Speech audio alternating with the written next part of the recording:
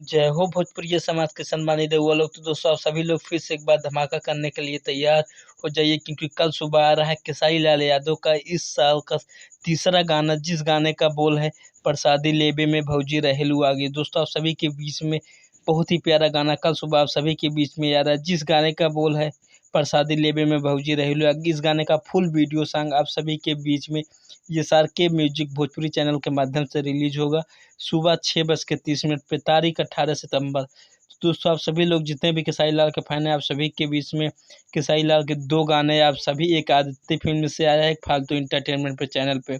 आप लोग अभी जाके सर्च करें, गाने को सुने, प्यार और आशीर्वाद दें। दोस्तों कल आप सभी के बीच में SRK म्यूजिक से प्रसादी लेबे में भौजी रहेलू आगे का फुल वीडियो सॉन्ग रिलीज हो रहा है, तो गाने को ज़्यादा से ज़्यादा प्यार और आशीर्वाद दें। दोस्तों जितने भी खेसारी लाल के फैन वाले भोजपुरी म्यूजिक चैनल को सब्सक्राइब करिए, काहे कि खेसारी लाल से जुड़ी हर खबर सबसे पहले आपके भोजपुरी म्यूजिक चैनल पे मिली। फटाफट सब्सक्राइब करें भोजपुरी म्यूजिक चैनल।